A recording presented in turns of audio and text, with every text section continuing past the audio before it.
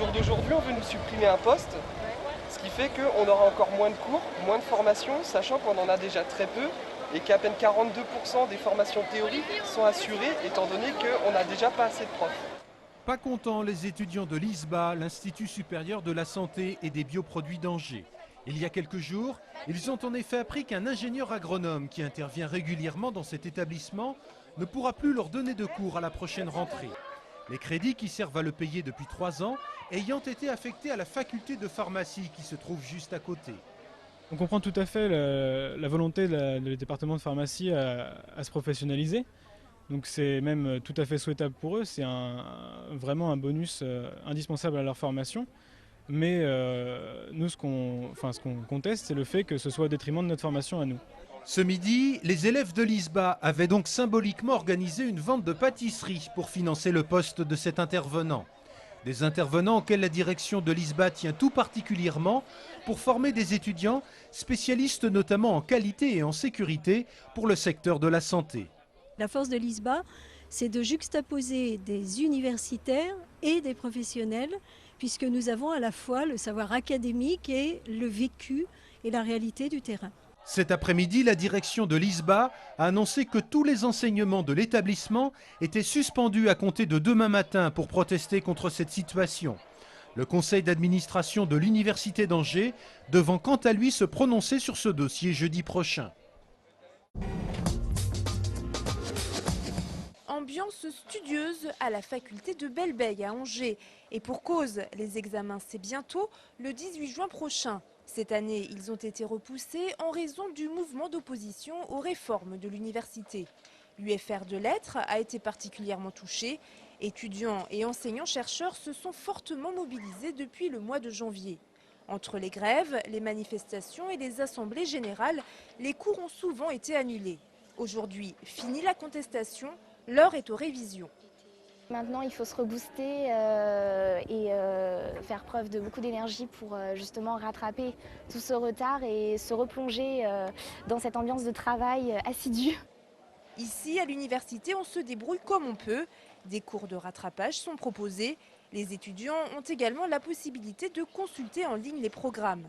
Comme la majorité des étudiants, Élise avait voté contre le report des examens pour des questions pratiques. Choltaise d'origine, elle a dû quitter son appartement sur Angers.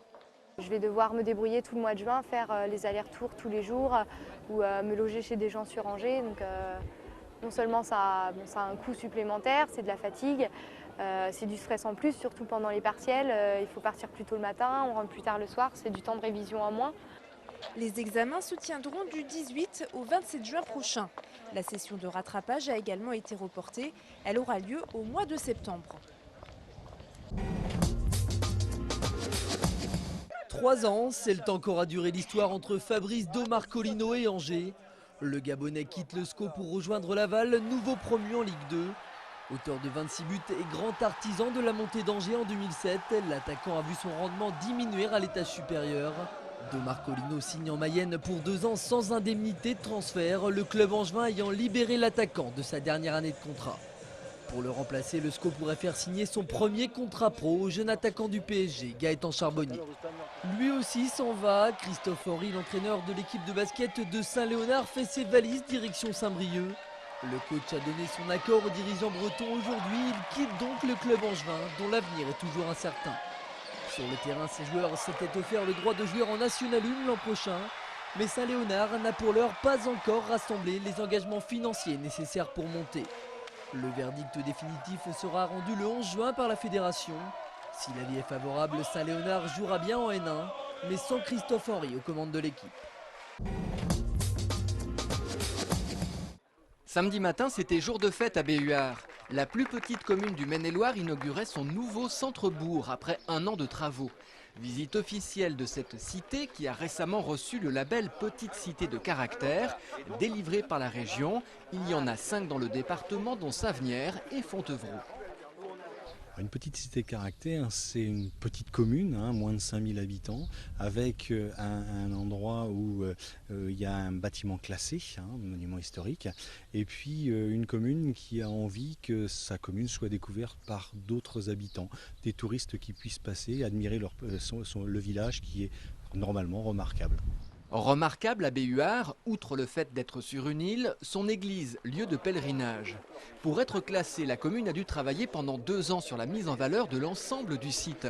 Son plus gros chantier, la route principale. Auparavant, elle était goudronnée, aujourd'hui, elle est pavée. La rue n'est pas piétonnière, mais désormais, il y a moins de voitures. Et dans cette crêperie, on apprécie plutôt le changement. Aujourd'hui, il y a beaucoup moins de voitures, c'est très bien. Et puis, du coup, les gens peuvent se promener plus facilement, nous aussi, nos enfants aussi, c'est très bien. Les travaux ont représenté 600 000 € d'investissement. La commission d'attribution du label a plutôt apprécié, mais attention, elle reste très vigilante. Ben là, j'ai vu tout de suite qu'il y avait les 2 boîtes à lettres de la mairie qui, malheureusement, auraient pu avoir un petit coup de peinture en même temps que la porte. Ça se voit tout de suite. Vous savez, dans une petite cité, vous avez les grands édifices, mais vous avez le petit détail qui peut abîmer et qui peut gêner à l'ensemble. Effectivement, ce détail existe, mais il sera sans doute réparé. Pour le reste, il y a eu de très gros efforts, comme ces échelles de crue, illustrées par des photos, c'est tout simplement très réussi. Souvent, les photos traduisent le fait que bon, c'est un moment qui est un peu particulier, évidemment, qui crée des problèmes, mais c'est pas vécu d'une façon dramatique. Et c'est même quelque chose qui est important pour le lien social.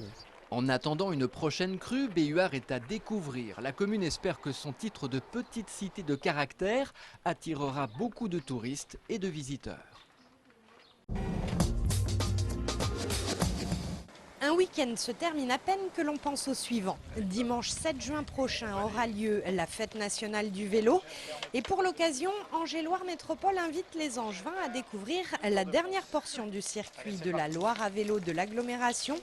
Entre Saint-Barthélemy et Trélazé, tout un parcours sur le site des Ardoisières, avec ses vieux fonds, ses chevalements et une piste cyclable aménagée pour respecter l'esprit des lieux. De l'ardoise pilée sur tout le parcours et de l'ardoise pilée de Trélazé bien sûr, puisqu'elle est prise sur place, concassée, donc quelque chose d'un peu exceptionnel. Des murets, donc bien entendu, des aires de pique-nique, tout ça en ardoise, de magnifiques bancs en ardoise. Et puis également donc des coupe-vents très traditionnels, puisque nos braves mineurs, quand ils avaient froid, donc avaient des coupe-vents. Et on a repris toute l'histoire et donc tout l'historique des coupe-vents. La piste des Ardoisières est le dernier tronçon d'une boucle de 40 km qui permet désormais de relier la Daguenière à Bushman en vélo. De nombreuses animations sont prévues dimanche toute la journée pour son inauguration.